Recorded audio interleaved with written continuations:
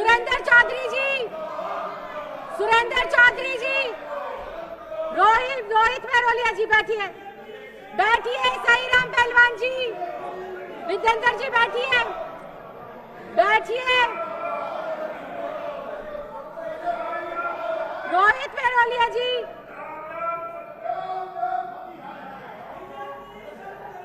अखिलेश पति त्रिपाठी जी, प्रवीण जी,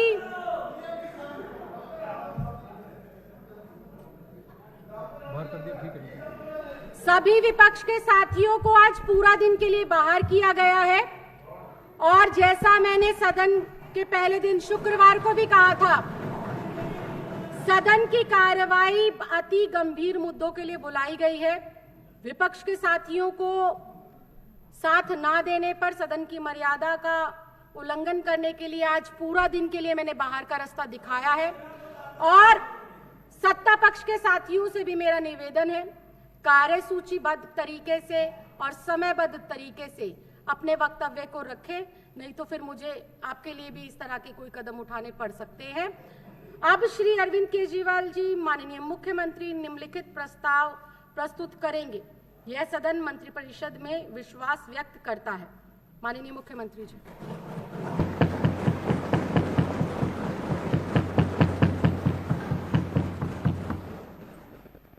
आदरणीय अध्यक्ष महोदय,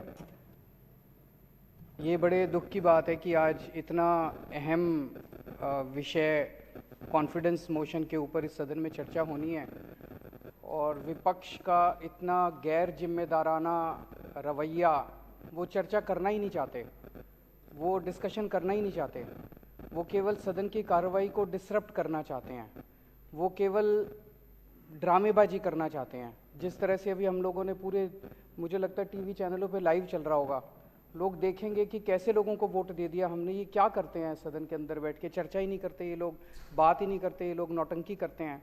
ये बड़े दुख की बात है कि इतने गंभीर विषय वाले दिन भी इन लोगों ने इस तरह की गंदी राजनीति और छोटी राजनीति करने की कोशिश की। अध्यक्ष महोदय, आज पूरे देश में लोग महंगाई की वजह से बहुत ज़्यादा परेशान हैं, बहुत ज़्यादा परेशान हैं। लोगों के घर के खर्चे नहीं चल रहे, लोगों को कई लोगों को मैं ऐसा जानता हूं जो कि एक टाइम की उन्होंने सब्जी लेनी बंद कर दी, नमक से रोटी खा लेते हैं। कई लोगों ने दूध कम कर दिया। पूरे देश के अंदर आज महंगाई की वजह से बहुत ज़्यादा लोग परेशान हैं। लेकिन जब लोगों से पूछो, कुछ लोगों को ये लगता है, जब लोगों से पूछो कहते हैं जी अपने आप हो रही है महंगाई, अपने आप हो रही है महंगाई। महंगाई अपने आप नहीं हो रही, महंगाई इन लोगों ने कर रखी है। इतना टैक्स लगा दिया पिछले 5-7 साल में, इतना टैक्स लगा दिया, हर चीज में इतना टैक्स लगा दिया इन लोगों ने जिसका कोई अंत नहीं है। इन्होंने दही पे टैक्स लगा दिया। 75 साल में आज तक कभी दही, लस्सी, छाछ, शहद, गेहूं, चावल, इन चीजों पे इन्होंने टैक्स लगा दिया। 75 साल में कभी नहीं लगा था। 75 साल तो छोड़ो, अंग्रेजों ने भी कभी नहीं लगाया था। खाने पीने की चीजों पे तो अंग्रेजों ने भी टैक्स नहीं लगाया था, इन लोगों ने टैक्स लगा दिया। इस वजह से चीजें महंगी हो रही है। इतना इन्होंने टैक्स लगा दिया। अगर आज ये लोग टैक्स कम कर दें ये सारा, तो एकदम से महंगाई देश के अंदर खत्म हो जाएगी। गुजरात के मेरे दोस्त बता रहे थे, और तो छोड़ो, इन्होंने गरबा जो डांस है, गुजरात की जो संस्कृति है, पूरी दुनिया के अंदर गरबा डांस के नाम से गुजरात जाना जाता है। गरबा डांस के ऊपर इन्होंने टैक्स लगा दिया। नवरात्रे के टाइम पे लोग जब देवी की पूजा करते वक्त देवी के सामने गरबा डांस करते हैं, उस पर भी इन्होंने टैक्स लगा दिया। उसको भी नहीं छोड़ा, देवी को भी नहीं छोड़ा, इन लोगों ने गरबा डांस को भी नहीं छोड़ा इन्होंने। तो इतना टैक्स लगा दिया, हर चीज पे टैक्स के रेट बढ़ा दिए, नई नई चीजों पे टैक्स लगाए जा रहे हैं, जो लोगों के खाने पीने की चीजें उस पर टैक्स है। इस वजह से महंगाई हो रही है। जो जनता को गलत फहमी है कि हमारी महंगाई अपने आप हो रही है, अपने आप नहीं हो रही। इन लोगों ने अनाप शनाप टैक्स लगाया, इस वजह से महंगाई हो रही है। एक प्रश्न ये उठता है कि इतना टैक्स लगा दिया तो लाखों करोड़ों अरब खरब रुपए इनके पास आ रहे हैं, खरबों रुपए, अरबों रुपए, ये पैसा जा कहां रहा है? ये सोचने की बात है। इनके कुछ चंद अरबपति दोस्त हैं, उन अरबपति दोस्तों ने, वो अरबपति नहीं खरबपति दोस्त हैं इनके, उन्होंने बैंकों से कर्जे लिए। किसी ने 7,000 करोड़ रुपए का कर्जा लिया, किसी ने 10,000 करोड़ का कर्जा लिया, किसी ने 15,000 करोड़ का कर्जा लिया, किसी ने 5,000 करोड़ का कर्जा लिया। इन्होंने कर्जे लिए बैंकों से, इनके दोस्तों ने। कर्जे लेने के बाद इनकी दोस्तों की नीयत खराब हो गई। उन्होंने सोचा कुछ भी कर करा के अब ये कर्जे रफा दफा कराओ ताकि देने ना पड़े। ऐसा नहीं कि इनके पास पैसे नहीं है देने को, कर्जा वापस करने के लिए इनके पास पैसे हैं, इनके पास संपत्ति है, अभी भी अरबपति खरबपति हैं ये सारे, लेकिन इनकी नीयत खराब हो गई। इन्होंने जाके इनको बोला, सारे अरबपति दोस्तों ने इनके, कि हमारे बैंकों के कर्जे माफ करा दो। और इन्होंने एक एक करके बैंकों के कर्जे माफ कराने, इनके सबके दोस्तों के बैंकों के कर्जे माफ कर दिए इन्होंने। ये मैं नहीं कह रहा, अभी थोड़े दिन पहले जब संसद का सत्र खत्म हुआ, संसद के अंदर केंद्र सरकार ने खुद ये बयान दिया है कि पिछले 5 साल में हमने अरबपतियों के 10 लाख करोड़ रुपए के कर्जे माफ करे हैं। 10 लाख करोड़ रुपए, 10 लाख करोड़ रुपए के कर्जे। किसी के 7,000 करोड़ माफ कर दिए, किसी के 10,000 करोड़ माफ कर दिए, किसी के 15,000 करोड़ माफ कर दिए। किसान दर दर की ठोकरें खा रहे हैं। एक किसान ने, बेचारे ने 50,000 रुपए का कर्जा ले रखा है, उसकी जमीन कुर्की कर देते हैं ये, उसका कर्जा माफ नहीं करते। एक बेचारा स्टूडेंट पैसे लेके, कर्जे लेके अपनी डिग्री करता, उसके कर्जे माफ नहीं करते, उसके पिताजी की जमीन कुर्की कर देते हैं। एक बेचारा, किसी ने मिडिल क्लास का आदमी है, उसने एक गाड़ी खरीद ली कर्जा लेके, अगर वो एक इंस्टॉलमेंट नहीं देता, ये गाड़ी जब्त करने आ जाते हैं। अगर एक मिडिल क्लास वाले ने घर खरीद लिया, लोन लेके, अगर वो एक इंस्टॉलमेंट नहीं देता, उसका घर जब्त कर लेते हैं। उनको नहीं छोड़ते, बेचारे मिडिल क्लास वाले को नहीं छोड़ते, स्टूडेंट को नहीं छोड़ते, किसान को नहीं छोड़ते। इन्होंने अपने दोस्तों के, अरबपति खरबपति दोस्तों के 10 लाख करोड़ रुपए के कर्जे माफ कर दिए। क्या होता है, इनके यहां कोई एक दोस्त आया, बोला जी मेरे 5,000 करोड़ रुपए माफ कर दो। ये मंत्री को बुलाते हैं, हाँ भाई दही पे टैक्स लगा दे। फिर दही पे जितना टैक्स आता है उससे एक दोस्त के कर्जे माफ। फिर दूसरा दोस्त आता है, मेरे जी 10,000 करोड़ रुपए माफ कर दो। फिर कहते हैं हाँ भाई छाछ पे टैक्स लगा दे। फिर वो छाछ से जितना पैसा आता है उससे दूसरे दोस्त के कर्जे माफ। ये ठीक है क्या? ये तो बिल्कुल गलत है। आज अगर ये लोग अपने दोस्तों के कर्जे जितने माफ करें वो रिकवर कर लें, इस देश से महंगाई दूर हो सकती है। एक अंग्रेज थे,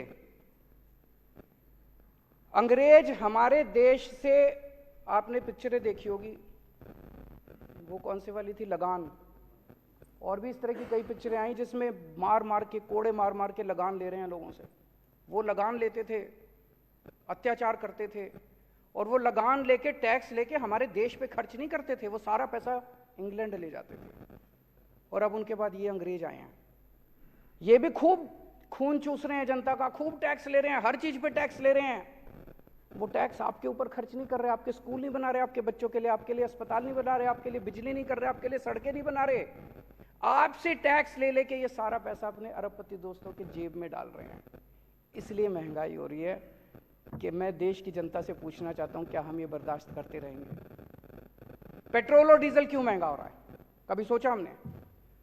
रोज पूरी दुनिया में हम देखते हैं, पूरी दुनिया में तेल के दाम गिरते हैं और हमारे देश में दाम बढ़ते हैं। ऐसा कैसे हो सकता है?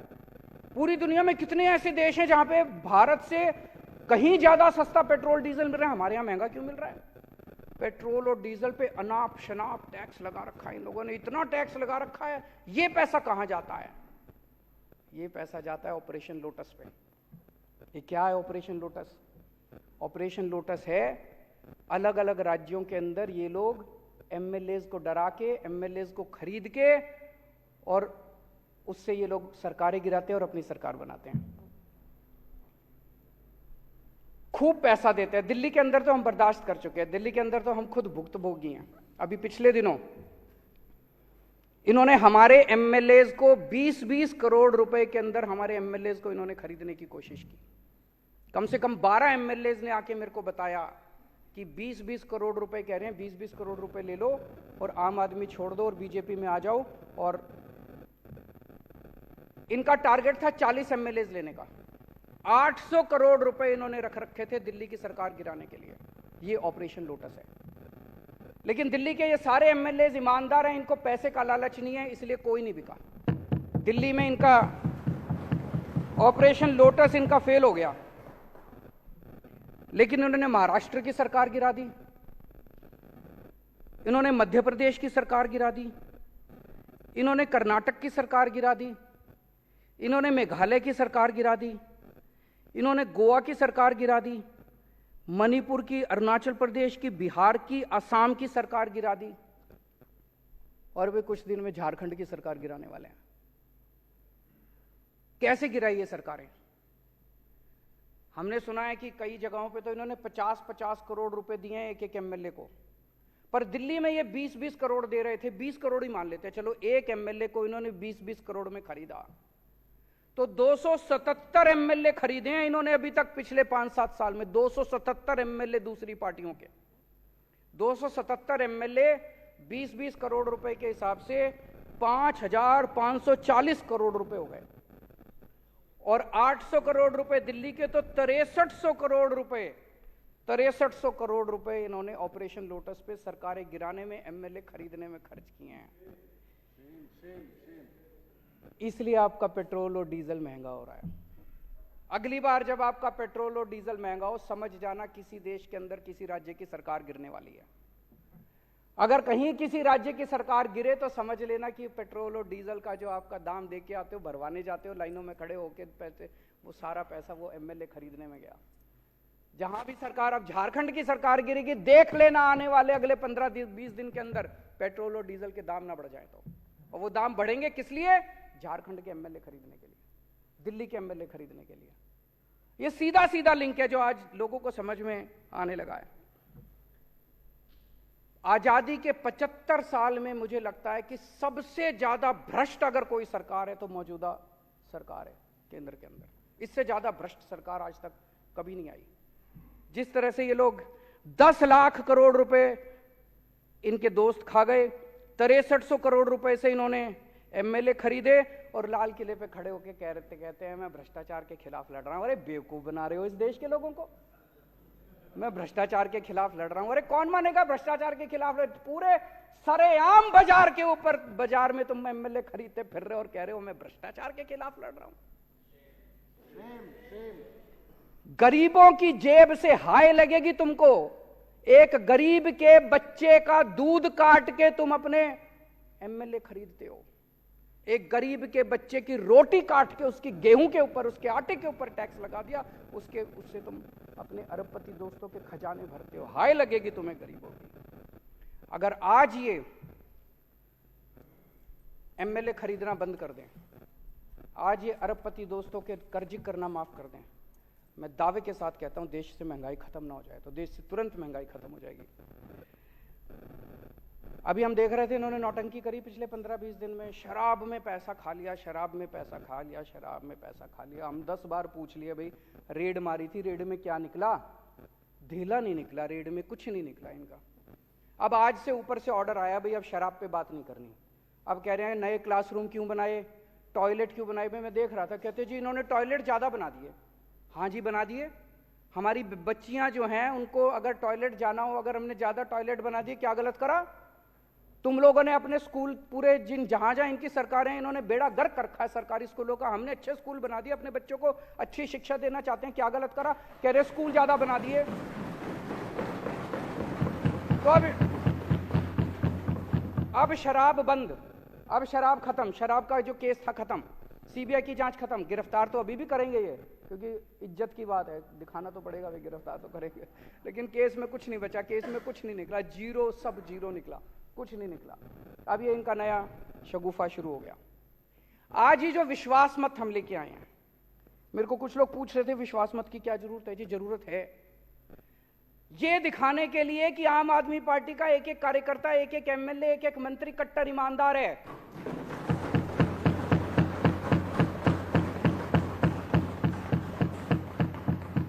ये दिखाने के लिए कि मध्य प्रदेश में ऑपरेशन लोटस सक्सेसफुल हो गया, गोवा में ऑपरेशन लोटस सक्सेसफुल हो गया, कर्नाटक में ऑपरेशन लोटस सक्सेसफुल हो गया, महाराष्ट्र में हो गया, लेकिन दिल्ली में आके टाइटा फिस हो गया।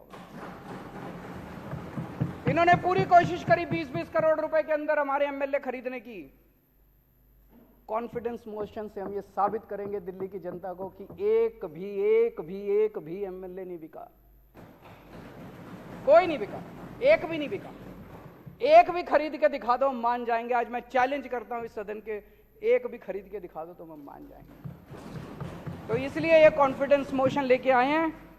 अध्यक्ष महोदया, मैं आपकी अनुमति से निम्नलिखित प्रस्ताव प्रस्तुत करता हूं कि यह सदन मंत्री परिषद में विश्वास व्यक्त करता है।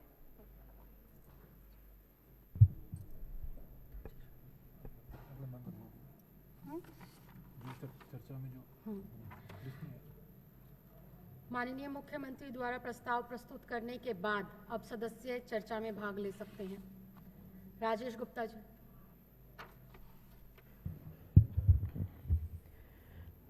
धन्यवाद अध्यक्षा महोदया, आपने इतने महत्वपूर्ण विषय पे बोलने का मौका दिया। वैसे तो सदन इसलिए लगाया जाता है कि उस पर बहस हो पाए, और जब इन्होंने दुनिया के सबसे अच्छे शिक्षा मंत्री के ऊपर कुछ सवाल उठाए तो हम चाहते थे कि ये सदन में आके कुछ बात करें, कुछ बहस करें। लेकिन आपने देखा कि 26 तारीख को भी ये ऐसे ही भागे, आज भी ये आते ही भाग गए, क्योंकि ये चाहते ही नहीं कि बहस हो, बात हो। कम्युनिकेशन तो ये चाहते ही नहीं है, बस बात को थोपना चाहते हैं। ये भारतीय जनता पार्टी जो दुनिया की सबसे झूठी पार्टी है, अगर आप गूगल भी करोगे तो आप देखोगे कि सबसे झूठी पार्टी अगर दुनिया की कोई है तो ये भारतीय जनता पार्टी है। इनका बिल्कुल आप देखिए, गूगल में जितना देखिए, और ये तो तब है जब इनकी वेबसाइट आदि इन्होंने खरीदी हुई है, उसके बावजूद ही आता है कि दुनिया की सबसे झूठी पार्टी है। सुबह सुबह निक्कर पहन के पहला काम पार्कों में जाओ। अब तो पैंट पहननी शुरू कर दी। नहीं, पैंट पहनने में इनको शर्म आती है, वो आदत पड़ी हुई है। अभी मुझे सुबह बताया, मैं अपनी बहन आतिशी जी के साथ में कहीं कमरे में बैठा था, तो किसी ने मुझे बताया कि जो आदतें पड़ जाती हैं वो पड़ जाती है। तो जो आदत है वो इनकी निक्कर की है। तो सुबह निक्कर पहनते हैं और प्लानिंग करते हैं कि आज जाके क्या झूठ बोलना है, इतिहास को कैसे मरोड़ना है। रोज बहसें करते हैं कि पृथ्वीराज चौहान, जहां जैसे चुनाव होते हैं, अगर दिखता है कि ठाकुरों के इलाके में चुनाव है तो अब बोलेंगे पृथ्वीराज चौहान तो गुजर थे। बस सुबह सुबह बहस देखो किस बात पे हो रही है। अरे हमारे सारे महान लोग थे, चाहे पृथ्वीराज चौहान थे, चाहे महाराणा प्रताप थे, चाहे गांधी जी थे, चाहे अंबेडकर जी थे, ये उनमें भी कुछ ना कुछ रिफ्ट पैदा करने लगते हैं। नहीं नहीं, अंबेडकर जी ज्यादा मानते अपने टाइम के हिसाब से, नहीं, गांधी जी ज्यादा थे, लेकिन मेन तो इनके लिए महान सिर्फ नथुराम गोडसे थे और तो कोई था नहीं। सुबह सुबह झूठ यही व्हाट्सएप पे डलवाते हैं। हाँ, चिड़िया पे बैठ के सावरकर जुड़ गए। अब देखिए, यही सुबह व्हाट्सएप पे डलवाते हैं कि गांधी को क्यों मारा नथुराम गोडसे जी ने, ये डलवाते हैं खूब व्हाट्सएप पे। आप सबके व्हाट्सएप पे आप देखते होंगे, आता है रोज। और फिर गांधी जी का चरखा भी चलाते हैं मोदी जी। तो हाईली कंफ्यूज्ड जो लोग हैं कि किसके साथ है, इनको पता ही नहीं है। सुबह सुबह जाके इनकी बातों को सुनो कि भाई हिंदी बेल्ट पे तो हमारा कब्जा है, यहां तो हम जीते जाते हैं। अब इंडिया के नॉर्थ को देखें, जम्मू कश्मीर में ना कोई पूछता नहीं, पंजाब में ना कोई पूछता नहीं, हरियाणा में अगर ये चौटाला साहब को नहीं लेते इनकी सरकार नहीं बन रही थी, दिल्ली में 7 पुश्तों में इनका कुछ नहीं होना। 7 पुश्तों की तो गारंटी है, 6 हो गई, 6 नहीं हुई, अभी तो पहली चल रही है। 7 पुश्तों में ना कोई पूछने वाला नहीं। राजस्थान के अंदर खूब कोशिश कर ली, मध्य प्रदेश में तोड़ के बनाई है, बिहार में अपनी दवाई का स्वाद चख लिया, झारखंड में है नहीं, उड़ीसा में भी कोई दूर दूर तक लेना देना नहीं, छत्तीसगढ़ में सरकार नहीं, और गुजरात में अपनी बार निपटने वाले हैं। ये हिंदी बेल्ट है जिसमें ये कहते हैं कि इनकी बहुत ज्यादा पकड़ है। अब केंद्र की सरकार में कहते हैं हमारी सीट आ जाती है, तो भाई वहां विकल्प नहीं था। लोगों को लगता था कि एक तरफ झूठी पार्टी है, दूसरी तरफ इनके जैसी ही एक करप्ट पार्टी है, तो वो ये देख लेते थे कि चलो भाई इनको मौका देख लेते हैं, उनको बहुत साल मौका दे दिया, अब इनको दे देते हैं। सुबह का पहला काम आप सब अपने पार्कों में जाके देखेंगे तो आप चेक कर सकते हैं कि पहले ही ध्वज प्रणाम, फलाना प्रणाम, ढिमकाना प्रणाम। और कल मैंने देखा क्रिकेट का मैच, आपने देखा होगा कईयों ने, तो जय शाह जी को झंडा दिया किसी ने, कह रहा नहीं नहीं ये नहीं चाहिए, पाकिस्तान का देना था उनको, या दुबई में बैठे थे दुबई का देना चाहिए था। झंडा लेने से साफ मना कर दिया, नहीं आरएसएस का उनको कोई लेना देना नहीं है, उनके पिताजी का भी नहीं है, वो तो मोदी जी का है। जय शाह ईरान से आए हुए कुछ लोग थे, उनको शाह कहते थे। भाई शाह हिंदी का तो शब्द है नहीं, तो ये लोग जो बाहर से आए हैं, ईरान से, भारत से, शाहजहां के रिश्तेदार, तो वो जय शाह जी जिनका क्रिकेट से दूर दूर तक कोई लेना देना नहीं है, मुझे लगता है कि हमारा ही कोई साथी बॉल फेंक दे तो तीनों किल्लियां बिखर जाएंगी। और वहां पे खड़े हुए हैं, पता नहीं क्या उनके पास में ऐसी उपलब्धि है जो परिवारवाद की बात करती है पार्टी, वो एक बात जवाब नहीं दे पाएगी कि वो आदमी वहां पे बैठ के वहां क्या कर रहा था दुबई के अंदर। और ये हमारे बच्चों को क्या सिखाते हैं कि राष्ट्र की बात करो, झंडा लो, गाय की बात करो, यही सिखाते हैं ना। और अपने बच्चों को कहां भेज रहे हैं कि वहां बैठ के फर्स्ट क्लास दुबई के अंदर बैठ के क्रिकेट का मैच देखो, लुत्फ उठाओ, मजे लो। हमारे बच्चे मरने कटने के लिए दंगों में डालने की प्रेरणा देते हैं, कैसे दंगों के अंदर जाएं, और अपने बच्चों को बाहर पढ़ाते हैं, अच्छी जिंदगी देते हैं। रणजी खेला, वो रणजी भी ऐसे खेला होगा जैसे वहां पे बैठे हुए हैं। ये इतने करप्ट लोग, अभी आदरणीय नहीं खेला, कभी नहीं खेला, कुछ भी नहीं खेला, स्कूल में भी नहीं खेला, नहीं, कुछ नहीं, वो इनको राजेश जी विषय पर इनको रहिए। मुझे ऐसा लगता है कि जो खुद ही फुटबॉल है वो क्या खेलेगा, तो कुछ नहीं खेला कभी भी, बस स्कूल में खेला है। अब आप देखिए कि जैसे आदरणीय मुख्यमंत्री जी ने कहा, हमारी सरकार ने बजट के अंदर एक बार जूते के ऊपर ये करा के थोड़ा टैक्स, 500 से ऊपर के जूते पर टैक्स था, 500 से नीचे के जूते पर टैक्स नहीं था, ऐसा ही कपड़े में था। आदरणीय उप मुख्यमंत्री जी सदन में बैठे हैं, इन्होंने ये करा कि इसको बराबर कर दिया जाए और 500 से नीचे के जूते के ऊपर भी 5% टैक्स करा, और जो 12% था 500 से ऊपर वाला उसे घटा के कर दिया कि ताकि ये फ्लैट हो जाए और ये चल जाए। क्योंकि मैं जूते के व्यवसाय से आता हूं, मैंने उसी वक्त उनसे बात करी तो उन्होंने भी पूछा, यार 500 से नीचे के जूते तो कम ही आते हैं। लेकिन दिल्ली की हालात ये है कि छोटे छोटे लघु उद्योग है, उस छोटे छोटे लघु उद्योग में ये हालात है कि लोग 20 रुपए की चप्पल बना के 18 रुपए की बेच रहे हैं। ये इन बीजेपी के राज में जो व्यापारियों की पार्टी बताते हैं अपने आप को, 20 रुपए की चप्पल बनाते हैं और अपने बच्चे के दूध के लिए, दही के लिए, अपने बच्चे के जीवन यापन के लिए कि कैसे उसको देख लें, जो प्राइवेट स्कूल में भेजते हैं, वो 20 की चप्पल 18 में बेचनी पड़ती है उस कैश के लिए। सुबह सुबह, मतलब शाम को यहां पर इन्होंने बजट पेश करा, सुबह तक बहुत सारे लोगों ने आदरणीय मुख्यमंत्री जी से बात करी, ज्ञापन दिए, और अर्ली मॉर्निंग 9:30 बजे, ब्रेकफास्ट से पहले ब्रेकफास्ट भी नहीं किया था, मुझे आज भी याद है, इन्होंने पूरा का पूरा ही जीरो कर दिया, 500 से ऊपर वाला भी जीरो, 500 से नीचे वाला भी जीरो। कौन सी सरकार है जो व्यापारियों के साथ खड़ी है? वो सरकार जिसने, जिन सुनारों ने, ज्वेलर्स ने उनका साथ दिया, उनके ऊपर टैक्स लगा दिया। मिलने के लिए 1 मिनट मांगते रहे, 1 मिनट दे दो मिलने के लिए। दिवंगत जेटली साहब थे, भगवान उनकी आत्मा को शांति दे, बहुत अच्छे थे, 1 मिनट का टाइम नहीं दिया मिलने के लिए उन सुनारों को। और यहां पर जो चले गए हमारे यहाँ संस्कार है, उन्हें अच्छा कह देते हैं। लेकिन देखिए कि हमारी सरकार जो व्यापारियों के साथ पिछले 8 सालों से कोई टैक्स बढ़ा नहीं रही, कोई रेड नहीं डालती। इन दिवाली के ऊपर ये हालात होते थे व्यापारियों के कि एक अधिकारियों को कहा जाता कि जाओ इतना बजट लेके आओ, इतना पैसा लेके आओ, आज कोई छापा नहीं पड़ता, एक छापा नहीं पड़ता आज। तो कौन सी सरकार है जो व्यापारी के साथ खड़ी है? वो जो टैक्स नहीं बढ़ाती, वो जो छापे नहीं मारती, या दूसरी वो सरकार जो नोटबंदी के नाम पे, जीएसटी के नाम पे, पेट्रोल के नाम पे, डीजल के नाम पे करप्शन कर रही है, पैसे निकाल रही है। हमारी माताओं बहनों के हाथ से भी पैसे निकाल लिए, जो 100-100 रुपए करके उन्होंने इकट्ठे करे थे कि कभी किसी खराब वक्त में काम आ जाए। मैं आज जो मुख्यमंत्री जी ने बात रखी है, उस बात का पूरा समर्थन करता हूं। जो बात उन्होंने कही कि जितनी महंगाई बढ़ रही है, वो मोदी जी खुद अपने दोस्तवाद के अंदर आके, अपने दोस्तों का साथ देके उस महंगाई को बढ़ा रहे हैं और आम आदमी के जीने को, जिंदगी हराम कर रहे हैं। जबकि आम आदमी पार्टी फ्री शिक्षा के नाम पे, चिकित्सा के नाम पे, सुरक्षा के नाम पे लोगों की कुछ ना कुछ मदद कर रही है, उनको खुश रखने की कोशिश कर रही है। आपने मुझे बोलने का मौका दिया, आपका बहुत बहुत धन्यवाद। दुर्गेश जी। बहुत बहुत धन्यवाद अध्यक्ष महोदया। आज मैं देश के सामने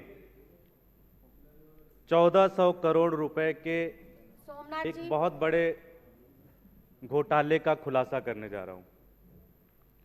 ये घोटाला हमारे राष्ट्रपिता महात्मा गांधी के नाम पे हुआ। ये घोटाला उनके प्रतीक चिन्ह खादी के नाम पे हुआ और बड़े दुख और शर्म के साथ ये कह रहा हूं कि ये घोटाला किसी और ने नहीं बल्कि दिल्ली के उपराज्यपाल महोदय विनय कुमार सक्सेना जी ने किया, जब वो खादी के चेयरमैन थे।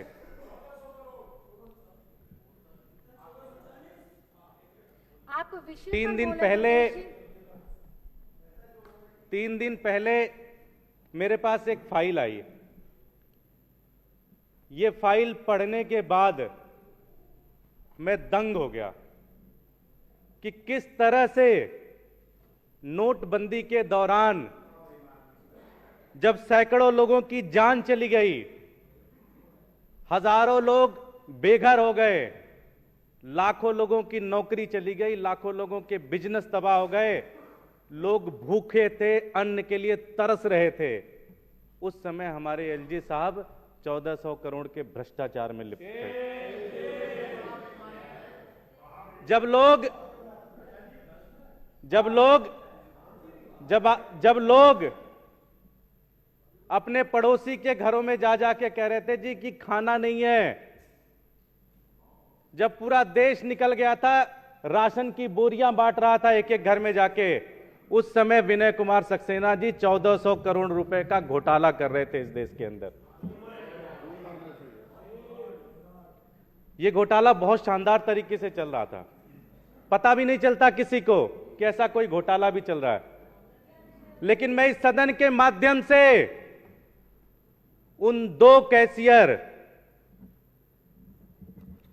संजीव कुमार जी और प्रदीप यादव का बहुत बहुत धन्यवाद देता हूं, सलाम करता हूं, जिन्होंने अपने जान पर खेलकर, जिन्होंने अपनी जान की बाजी लगा दी कि यह घोटाला किसी भी तरह से देश के सामने आना चाहिए। जांच हुई। आज मैं उनका स्टेटमेंट, जो जांच के दौरान उन्होंने स्टेटमेंट दिया, मैं आपके सामने वो स्टेटमेंट पढ़ना चाहता हूं। संजीव कुमार जी, जो कि खादी ग्रामोद्योग के जो बिक्री केंद्र है उसके हेड कैशियर थे, उनका स्टेटमेंट मैं पढ़ने जा रहा हूं। यह मामला 8 तारीख को, जब 8 नवंबर को प्रधानमंत्री मोदी जी ने देश के अंदर जो पुराने नोट थे 500 और 1000 नोट के जब बंद कर दिए, उसके बाद 8 तारीख के बाद जो पुराने करप्ट, जो एक तरीके से ब्लैक मनी थी, जो उसको वाइट करने का जो सिलसिला खादी ग्रामोद्योग के अंदर चला, उसके बारे में है पूरी तरह से। हेड कैशियर संजीव कुमार जी अपने स्टेटमेंट में कहते हैं कि मैंने 500 और 1000 रुपए का पुराना नोट भवन प्रबंधक के कहने पर स्वीकार किया। अगर बैंक नोट ले रहा है तो जमा कराएं, ये चेयरमैन जी का आदेश है। चेयरमैन कौन थे? विनय कुमार सक्सेना साहब। चेयरमैन कौन थे? आगे फिर कहते हैं, मैंने प्रबंधक महोदय को मना किया। प्रबंधक महोदय ने मुझसे कहा कि ऊपर से चेयरमैन साहब का दबाव है, अगर नहीं किया तो चेयरमैन साहब नाराज हो जाएंगे।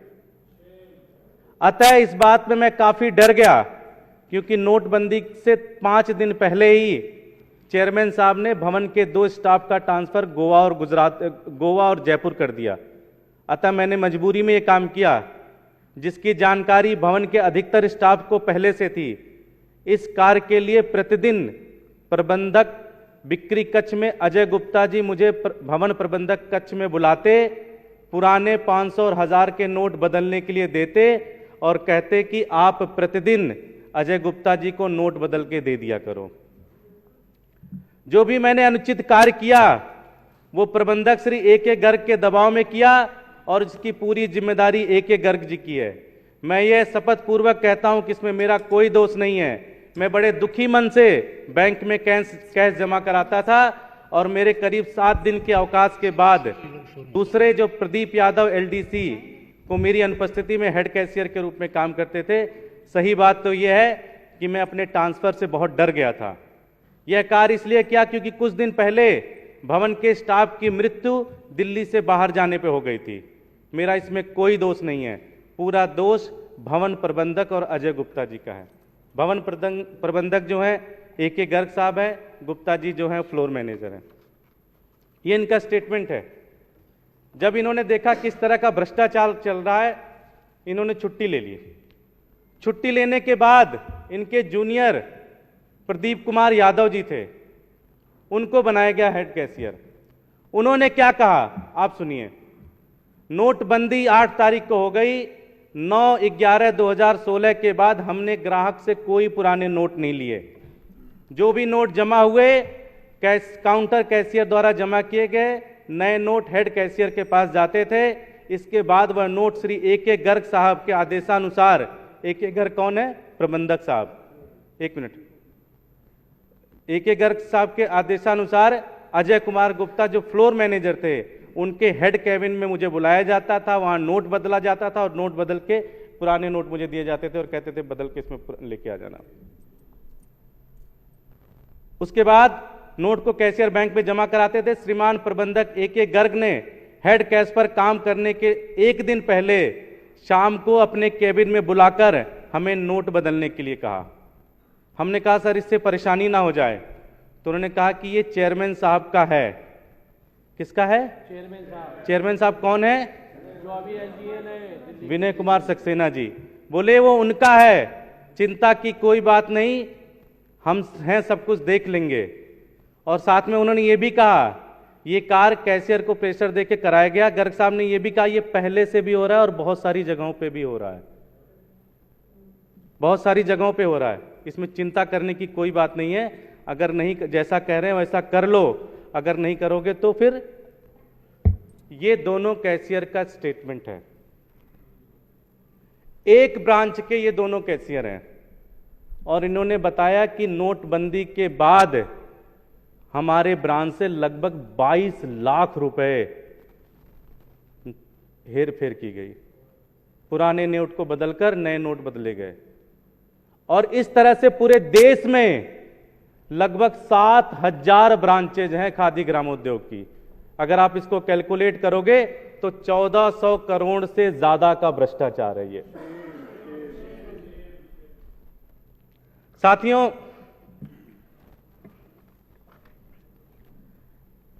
ये बेचारे ये दोनों बहुत डर गए, लेकिन बड़े छोटे लोग थे, बड़े गरीब लोग थे, लेकिन इन्होंने हिम्मत नहीं हारी। इन्होंने देश के हर फोरम में इसकी शिकायत की कि हमसे ये गलत काम कराया जा रहा है। जांच हुई और इस देश का दुर्भाग्य, इन लोगों का दुर्भाग्य, हम लोगों का दुर्भाग्य कि उस जांच की अध्यक्षता किसने की? जिनके ऊपर आरोप था, उन्होंने अध्यक्षता की। और साथ ही साथ इन दोनों कैशियर को सस्पेंड कर दिया और जो दोनों ऑफिसर गर्ग और गुप्ता जो इनके इशारे पे काम करते थे उनका प्रमोशन कर दिया। एक को तो राजस्थान, पूरा का पूरा राजस्थान दे दिया उनको। ये 1400 करोड़ रुपए का घोटाला किया गया। सारा का सारा मामला लीपापोती कर दी गई।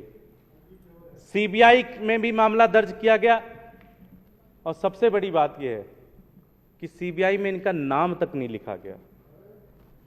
सीबीआई ने ना कोई रेड की, ना कोई पूछताछ की इनसे, सब कुछ ऐसे ही छोड़ दिया। इतना बड़ा घोटाला हुआ लेकिन कोई एक्शन नहीं हुआ। जिन लोगों ने इस घोटाले को एक्सपोज किया उन बेचारों को ही सस्पेंड कर दिया गया। साथियों, हमने महाभारत की भी कहानियां सुनी है, हमने रामायण की भी कहानी सुनी है। इस कहानी में क्या है? कहानी में एक ही चीज है, सच्चाई कभी नहीं हारती, लेकिन ऐसा लगता है इस मामले में सच्चाई हार रही है। वो दोनों कैशियर आज दर दर की ठोकरें खा रहे हैं। वो दोनों कैशियर भाग रहे हैं कि कहीं उनकी हत्या ना हो जाए। वो दोनों कैशियर एक रात कहीं भी नहीं रहते, कहीं इधर भागते हैं, कहीं उधर भागते हैं, कहीं इधर भागते हैं, कहीं उधर भागते हैं। ये हाल कर दिया उन्होंने। मैं इस सदन के माध्यम से ये मांग करता हूं कि सीबीआई के एप्लीकेशन में, सीबीआई के एफआईआर में विनय कुमार सक्सेना जी का नाम डाला जाए। सहमत है कि नहीं सहमत है आप? इनके खिलाफ रेड होनी चाहिए, इनके खिलाफ ईडी का रेड होना चाहिए। पूरा का पूरा मनी लॉन्ड्रिंग है, ये पूरा का पूरा भ्रष्टाचार है। एलजी साहब के खिलाफ जांच होनी चाहिए, इनके खिलाफ रेड होनी चाहिए, और साथ ही साथ जब तक ये जांच चले इनको कोई अधिकार नहीं बनता एलजी के पद पे रहेंगे, इनको एलजी से हटाया जाए। साथियों, ये खबर भी छपी लेकिन कोई एक्शन नहीं हुआ, कोई एक्शन नहीं हुआ। इनके खिलाफ एक्शन होना चाहिए, इनके खिलाफ कार्रवाई होनी चाहिए। एलजी साहब को हटाना चाहिए। एलजी साहब भ्रष्ट हैं। एलजी साहब ने 1400 करोड़ रुपए का घोटाला किया, इसकी जांच होनी चाहिए, इसकी जांच होनी चाहिए। एलजी के लिए ऐसा नहीं, एलजी साहब के खिलाफ जांच होनी चाहिए, 12:30 बजे के खिलाफ जांच होनी चाहिए।